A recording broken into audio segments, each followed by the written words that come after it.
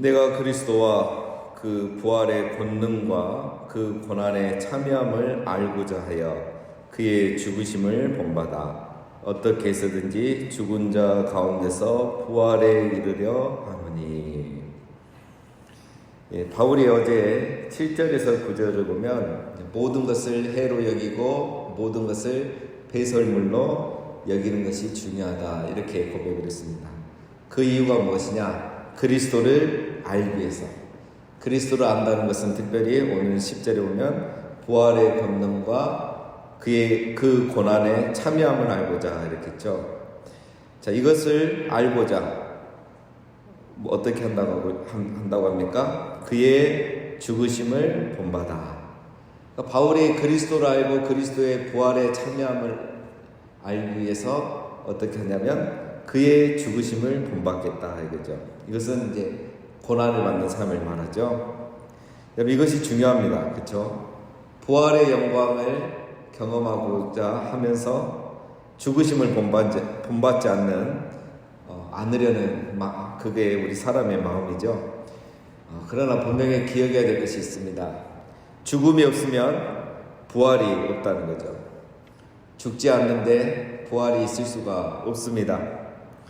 그러나 우리 인간의 이기심은 죽지 않고 죽음을 경험하지 않고 부활만 경험하고 부활의 영광을 누리고 싶어 하는 거죠. 바울은 그의 죽으심을 본받는다, 즉 고난에 참여하는 것을, 복음을 위해서 고난받는 것을 기꺼이 이렇게 원하며 실천하며 살고 있습니다. 바울이 지금 이 말씀하는 맥락은 앞에서 보면 할례주의자, 유대주의자, 유대인들을 비난하면서 하는 말이죠.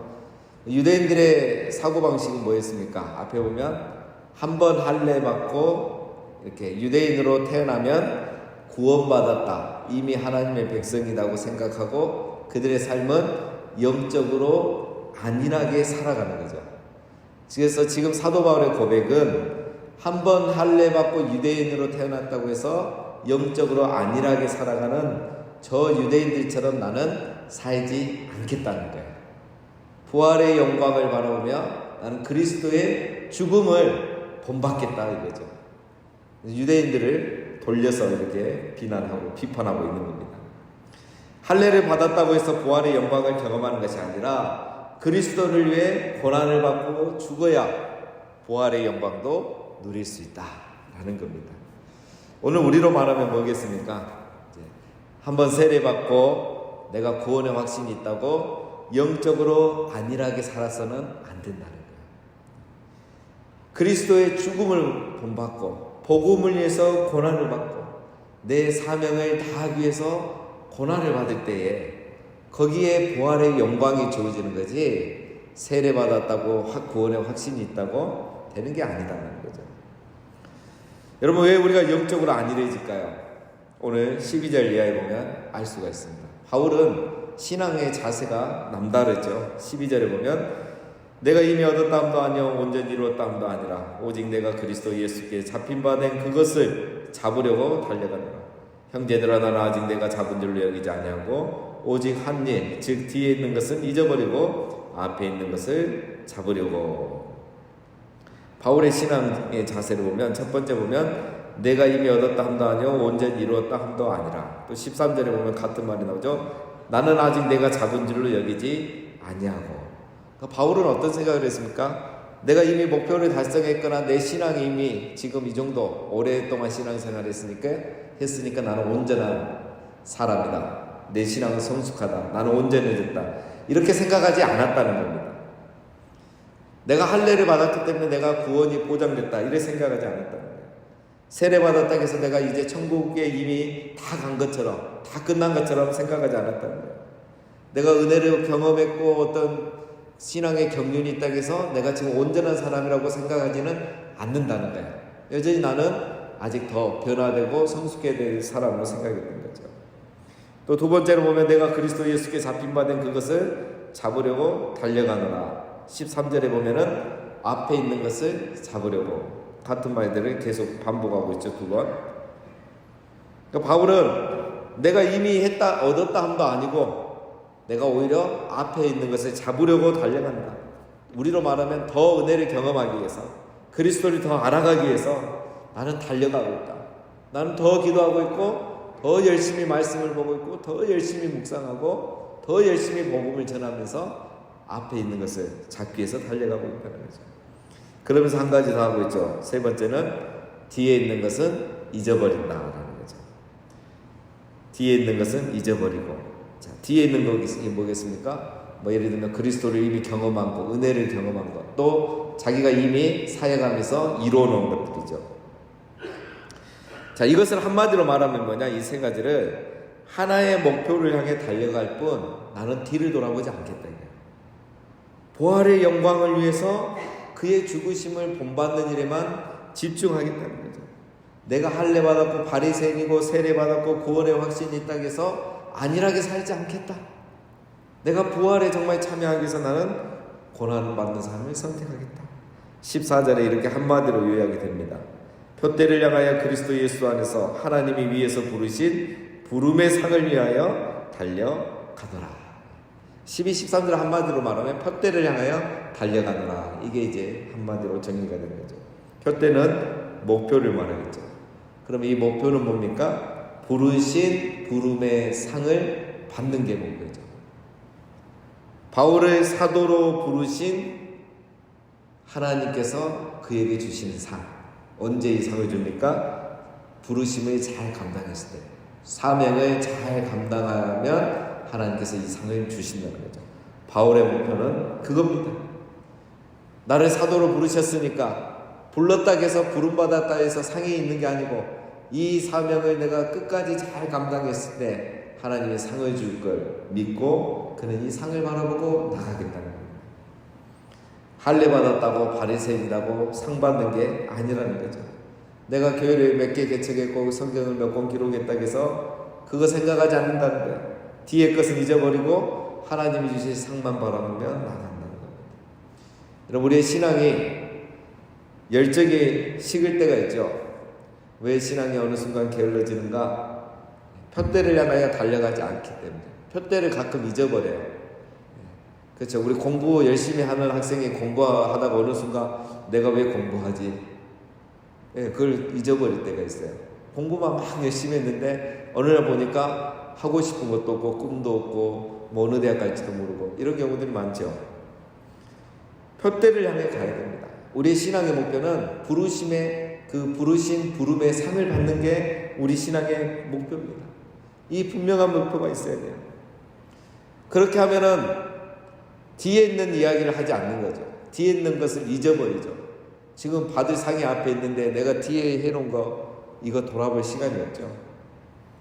근데 이제 우리는 뒤에 있는 걸 이야기하는 걸 좋아하죠. 내가 옛날에는 어떻게 했는데, 내가 뭐뭐 했는데, 이렇게 말하는 것은 지금은 안 하고 있다는 거죠. 그죠? 내가 젊었을 때는 어떻게 했는데. 지금 내가 할 수 있는 걸 해야 되는 게 표대를 향해 달려가는 겁니다. 지금 내 나이에, 내 연세, 그리고 내 경륜에, 내 경험에, 내 주위에, 직분에 맞게 달려가는 것이 표대를 향하여 달려가는 것입니다. 자, 15절. 그러므로 누구든지 우리 온전히 이룬 자들은 이렇게 생각할지니 만일 어떤 일에 너희가 달리 생각하면 너희 하나님이 이것도 너희에게 나타내시리라. 12절에서 14절은 바울이 자기의 신앙의 자세, 나는 이렇게 신앙생활 한다는 것을 설명하는 거고, 15절에서 17절은 빌립보 교회 교인들도 너희들도 이렇게 신앙생활 해야 됩니다 라고 이제 말하는 겁니다. 권면입니다. 그래서 우리 온전히 이루는 자들은, 이 말은 이제 성숙한 믿음을 가졌다고 생각하는 성도들은 바울처럼 이렇게 생각할지니, 이렇게 생각하고 신앙생활 하는 겁니다. 12절에서 14절에 말한 것처럼 뒤의 것은 잊어버리고 온전히 이루었다고 생각하지 말고 표대를 향하여 달려가는 이런 신앙의 자세를 가져야 된다라는 거죠. 그런데 그렇게 생각 안 하는 사람도 있죠. 너희가 달리 생각하면, 이 말은 빌립보 교회 안에도 바울의 이 생각, 가르침에 동의하지 않는 사람도 있다는 거예요. 그러나 바울은 크게 개의치 않습니다. 하나님이 이것도 너희에게 나타내시리라. 달리 생각하는 사람들도 하나님이 언젠가는 깨우쳐 주시고 바르게 인도해 줄 거라고 생각한 거죠. 16절 오직 우리가 어디까지 이르렀든지 그대로 행할 것이라. 신앙의 단계는 다 다를 수 있다는 거죠. 그러나 어느 단계에 있든지 바울이 12절에서 14절에서 말한 대로 이렇게 신앙생활 해야 된다는 거예요. 뒤의 것을 잊어버리고 온전히 이뤘다고 생각하지 말고 표대를 향해서 달려가는 그런 신앙생활을 해야 된다는 거죠. 17절 형제들아 너희는 함께 나를 본받으라. 그리고 너희가 우리를 본받은 것처럼 그와 같이 행하는 자들을 눈여겨보라. 직설적으로 이제 말을 하죠. 하고 싶은 말이 바로 너희는 함께 나를 본받으라, 이 말을 하고 싶은 거죠. 어떤 바울의 특권과 업적을 본받으란 말이 아니고 그리스도를 알기 위해서, 부활의 영광을 참여하기 위해서 고난의 삶을 선택하는 이 삶, 온전히 이루었다고 생각하지 않고 뒤에 있는 것은 잊어버리고 표대를 향하여 달려가는 이 그리스도의 고난을 본받는 삶을 선택해라, 이겁니다. 이것을 본받으라는 거죠. 온전하다고 생각하지 말고 뒤에 있는 것을 잊어버리고 표대를 향해 달려가는 이 삶을 본받으라는 거예요. 그러면서 바울이 중요한 말을 하나 합니다. 17절에 보면 본받으라고 하면서 너희가 우리를 본받은 것처럼, 이 말은 이제 너희가 우리를 본받으려고 하는 것처럼 그와 같이 행하는 자들을 눈여겨보라. 그와 같이 행하는 자들, 이미 바울을 본받고 바울의 가르침대로, 즉 온전히 이뤘다 생각하지 않고 뒤에 있는 것을 잊어버리고 표대를 향해서 달려가고 있는 이 사람들이 지금 어떻게 살아가고 있는가 봐라는 거예요. 그러니까 여러분 이 17절에는 세 종류의 사람이 나옵니다. 첫 번째가 사도 바울, 두 번째는 이미 사도 바울을 본받고 살아가는 사람들, 그와 같이 행하는 자들, 그 다음에 세 번째가 바울이 지금 나를 본받으라 라고 말하는 사람들, 세 그룹이 있는 거죠. 그래서 여러분 중요한 게 이 두 번째 그룹입니다. 그와 같이 행하는 자들. 이미 빌립보 교회 안에는 바울을 본받아서 바울처럼 살아가고 있는 사람이 있는 거예요. 자, 오늘 교회 안에 중요한 게 바로 이겁니다. 그와 같이 행하는, 이미 바울을 본받고 예수 그리스도를 본받고 살아가는 사람들이 있다는 거예요. 여러분 오늘 우리가 그런 사람들이 되어야 할 줄로 믿습니다. 이게 중요합니다. 교회는 이런 사람들이 많아야 돼요. 우리 이 장로님처럼 하세요. 이 권사님처럼 하십시오. 이 집사님처럼 하면 됩니다. 그와 같이 행하는 사람이 있어야 되는 거예요. 그래서 바울이 지금 그 사람들을 본받으라. 그 사람들을 잘 지켜봐. 그럼 너희가 이것이 어떻게 살아가는지 알 것이다. 여러분 그 사도 바울을 본받으라 하는 건 사실 부담이죠. 사역자잖아요. 바울은 이미 목사님, 저 목사님처럼 해라. 이거는 사실 어려운 거예요. 왜냐면 목사가 이제 앞에서 말하고 설교하면 약간 뜬구름 잡는 얘기처럼 들리죠. 목사님이니까 저렇게 말하고 저렇게 설교하겠지, 뭐 저렇게 살겠지, 이렇게 하지만 장로님, 권사님, 집사님이 그렇게 살아가면 아, 저렇게 살아가야 되는구나, 또 저렇게 신앙생활 해야 되는구나, 그리고 저렇게 할 수 있는 거구나 라는 이 신앙의 모델이 될 수 있는 거죠. 그래서 그런 사람이 교회 안에 많은 게 굉장히 중요한 것입니다. 자, 18절입니다. 내가 여러 번 너희에게 말하였거니와 이제도 눈물을 흘리며 말하노니 여러 사람들이 그리스도의 십자가의 원수로 행하느니라. 그들의 마침은 멸망이요 그들의 신은 배요 그의 영광은 그들의 부끄러움에 있고 그 땅의 일을 생각하는 자라. 여러분 바울이 아무리 이렇게 막 설교를 해도 편지를 써도 제자훈련을 해도 그 중에 누가 있습니까? 그리스도의 십자가의 원수로 행하는 사람들이 있는 거예요. 항상 있습니다. 이거는 여러분 십자가 신앙은 무슨 신앙이라겠죠? 십자가 신앙이라는 것은 자기를 부인하는 신앙이죠. 자기를 부인하고 날마다 자기 십자가를 지고 예수님을 따라가는 게 십자가 신앙이죠. 그러니까 그리스도의 십자가의 원수로 행한다 이 말은